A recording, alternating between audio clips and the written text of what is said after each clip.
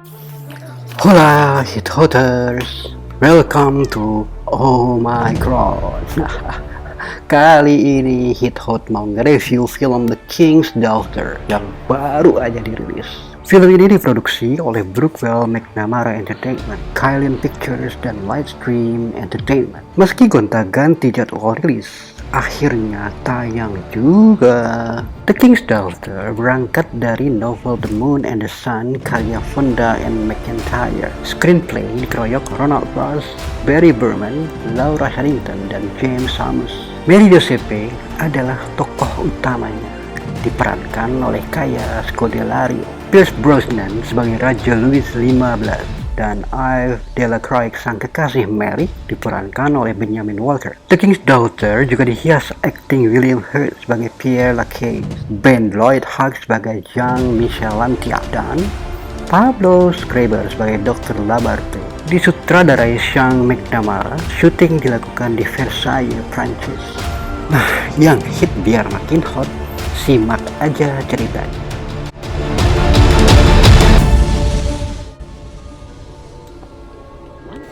Sejak dilahirkan, seorang putri raja dibesarkan oleh biarawati. Dialah Mary Giuseppe. Di sisi lain, Raja Louis XV baru saja memenangkan peperangan bertahun-tahun lamanya. Saat berpidato di tengah rakyat Prancis, seseorang menyelinap di antara kerumunan. Untungnya, peluru meleset beberapa sentimeter dari jantungnya. Dr. Labarte lah yang mengusulkan Putri Duyung bisa menjadikan sang raja hidup abadi. Syaratnya harus dikorbankan saat gerhana matahari. Sejak itulah raja mengutus Yves Delacroix menuju Atlantis. Putri Duyung yang dipercaya pemegang kunci kehidupan abadi. Hore, ternyata Yves Delacroix berhasil. Kisah lantas bergulir. Pierre Lacaille menjemput Mary. Mary nggak berpendidikan formal seperti putri raja sungguhan, tapi sang raja meyakini bakat musiknya. Usai menerima tamu kehormatan Jean-Michel Lantier, Raja Louis XV bergegas menemui Mary. Karena grogi, Mary kecebur di kolam taman. Beruntunglah Jean-Michel Lantier berusaha membantunya. Jean-Michel adalah putra Pierre Lantier, pengusaha kaya raya, 7 turunan, 8 kelokan, 9 tanjakan. Sejak saat itulah Mary tinggal di istana dan diminta ngamen tiap pagi. Saat yang sama pula Yves memindahkan Putri Duyung ke kolam khusus.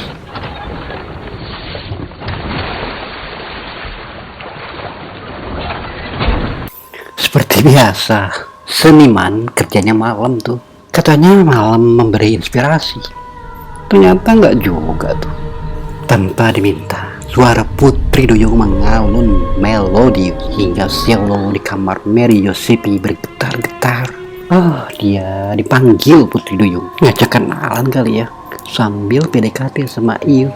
Keesokannya, Mary mengumbar komposisi musiknya. Sang raja jelas puas, happy, kagum, gak heran Mary diundang perjamuan kerajaan. Mary nampak anggun.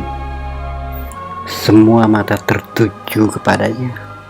Tak terkecuali Lantier. Sang raja meminta Lantier berdansa dengan Mary. Tapi bangsawan mana mau dansa sama rakyat jelata. Kolam akhirnya menjadi saksi bisu pertemuan Mary, Yves, dan Putri Duyung. Meski dimata-matai oleh Dr. Lambert dan Jean-Michel Lantier. Hingga suatu ketika, Mary terjatuh dari kuda. Lengannya luka dan harus diamputasi. Yves nyesel setengah metong. Untungnya, si Putri Duyung serba tahu perasaan Yves dan Mary. Paginya, Mary sudah ngamen. Lengannya sembuh. Istana geger dong. Ini kan ulah Putri Duyung. Saat itu, Raja Louis akhirnya bilang, Mary sebenarnya anak kandungnya. Ibunya meninggal sesaat setelah melahirkan Mary. Demi kerajaan, Mary diminta menikah dengan Jean-Michel Lantier. Aduh, oke. Gimana kalau aku tetap married? Meski ogah sebenarnya. Tapi jangan bunuh Putri Duyung ya, Pak. Di sudut sana, Dr. Lambert sudah siaga mengatur pembunuhan berencana. Mary makin gak leluasa. Eve diam-diam cari tahu rencana busuk Dr. Lambert. Lalu diam-diam juga dia masuk ke kamar Mary. Dr. Lambert mergokin, ayo kamu ketahuan. Semua perangkat musik buat ngamen dihancurin. Mary kayak macan ngamuk. Jangan bunuh Putri Duyung, titik. Sang raja nahan geram.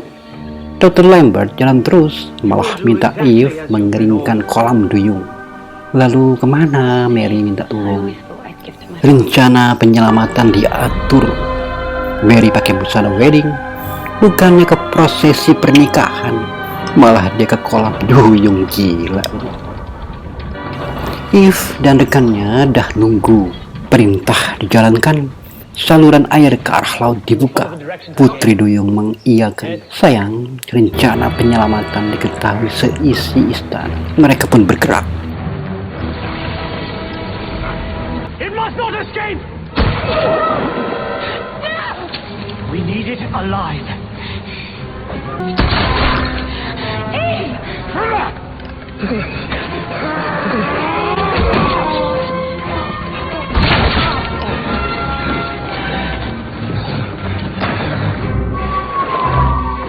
You need to jump the wall.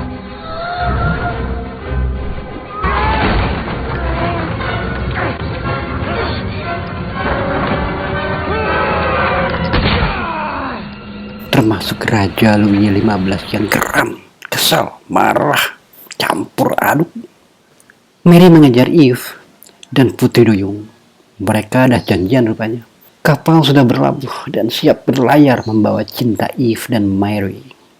Dengan pongahnya, Raja Louis pun mengejar Mary hingga tiba di sebuah bukit. Mereka berkejaran dengan waktu. Gerhana matahari. Waktu bagi pengorbanan Putri Duyung demi kehidupan abadi sang Raja Louis. Akhirnya, semua makhluk di bumi ini adalah ciptaan Tuhan. Kita nggak perlu saling membunuh. Headhunters, begitulah review The Kings of Daughter. See you next.